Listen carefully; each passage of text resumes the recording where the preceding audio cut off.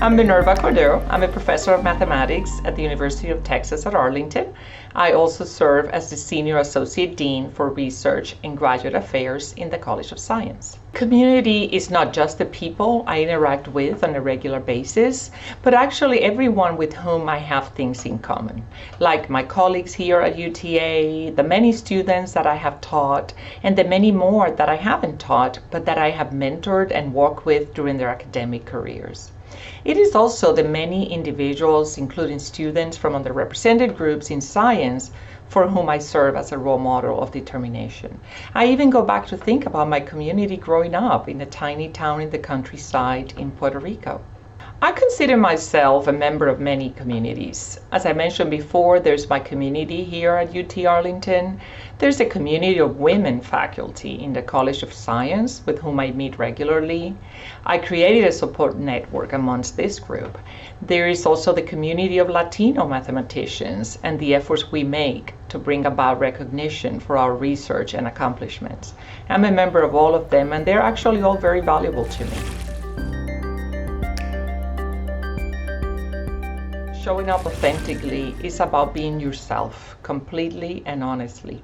It is owning your uniqueness and allowing yourself to fully be yourself, regardless of the environment. For myself, I'm a Hispanic woman who came from a humble background. I'm a first-generation college goer. My father, who only attended second grade, was a truck driver. And my mother, who went up to fifth grade, was a seamstress and a stay-at-home mom. We were a family of 6 children, and the concept of a family vacation was actually foreign to us. There were no extracurricular activities available to us, and the time I first visited a college campus was actually when I went to enroll as a freshman at the regional campus of the University of Puerto Rico in my hometown of Bayamón, Puerto Rico. This is who I am, and I do not hide this from anybody. Growing up in Puerto Rico actually shielded me from some discriminations that I only learned about when I came to the US for graduate school. In my classrooms in Puerto Rico, of course, we were all Hispanics, so being Hispanic did not entail people seeing me as less capable. Actually, I was the best in my class, and that was that. Similarly, I did not think that being a woman would imply that people would question my ability to do mathematics. I graduated at the top of my college class and was very confident in my abilities and accomplishments. But that all changed when I came to the US to attend graduate school at UC Berkeley. Yet, I held steadfast to the idea that I am who I am and that I will not hide any aspects of who I am to be accepted or to be included in some circles. Showing up authentically is definitely easier when the people you're interacting with are being themselves too and are accepting our differences. That's why it is very important to build a community of people who show up authentically and honor the differences we all bring to the table. So if you are honest, if you show up authentically, if you describe your circumstances, people are going to listen and they're going to try to help you achieve. If you are not honest and open about what you don't know and what you need help with, you're never going to get that help. So you really need to learn to do that, to just be yourself 100% with what you know and what you don't know.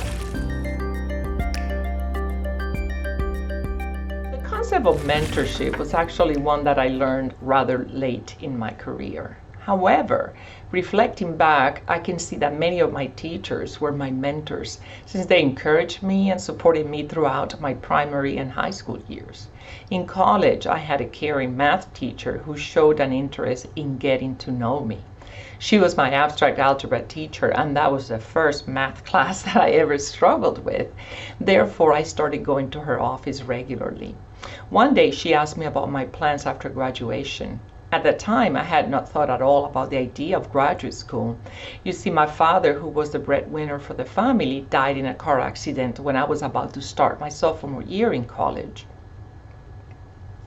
And there was a need for me to finish college and get a job as soon as possible to contribute to the family. Moreover, I didn't have the financial resources to pursue graduate school. Besides, at the time in Puerto Rico, there was no PhD program in mathematics, which meant I would have to leave home to pursue a PhD program. However, my professor, she told me that I could apply to US schools and to a fellowship that would pay for my school. I discussed it with my family, and that's what I did. Dr. Knighton, she was my mentor. At the time, I didn't have a name for the kindness and interest that she showed in me and my future. But later, I learned that is called being a true mentor. I think there is unnecessary stress around mentorship. Somehow a sense that mentoring is some mystical, uncontrollable, unpredictable relationship between someone more senior and with someone junior. But it doesn't have to be that way. When thinking about a mentor, it's important to think about, what do I need? How can I get my needs met? What types of mentors do I need?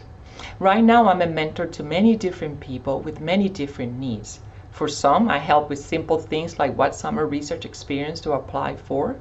Others with how to stand up for themselves as faculty members when they are the only person of color in the room.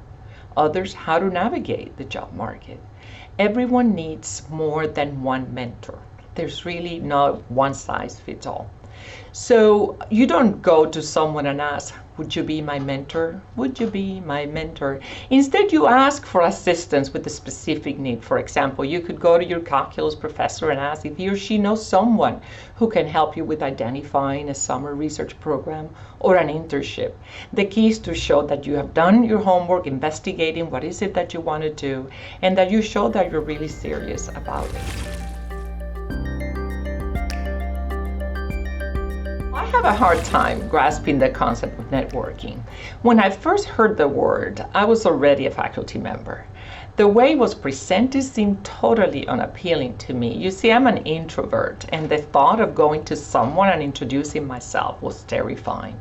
The impression I got at first was of people in a room going from one person to another, talking to them, and sort of trying to sell themselves, kind of similar to speed dating. And the thought of doing that was terrifying to me. But right now, actually, I have several networks. For example, in my position as Associate Dean, I get to interact with many people on campus. We work together in many projects, and through the work, I have created my network. My network consists of the people I know, people I have worked with, and to who I can call when I have a question or a project that they can work on.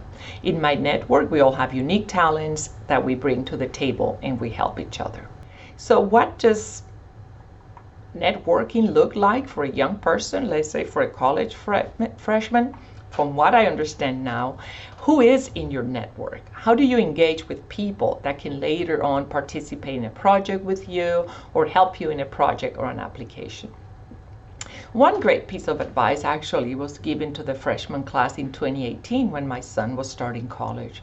The dean said, make a goal to get to know one professor each year. Most importantly, spend time with the professor so he or she will get to know you. Maintain that relationship and visit the professor each year with an update on your studies. When the time comes to apply for graduate school or for a job, you will have at least 3 or 4 people that know you very well and can write impactful and significant letters of recommendation on your behalf. That's creating a network at its best. But as I mentioned before, we need more than one kind of person in your network. Actually, your network should include professors, advisors, directors of research programs, people involved with your extracurricular activities, sponsors of student organizations. Some of these people will be your mentors, and I hope that later on some of them will assume the role of a sponsor, your advocates. I feel that I have a great network of people that I can count on and that they can count on me too. Without them, actually, I wouldn't be able to accomplish all that I have done.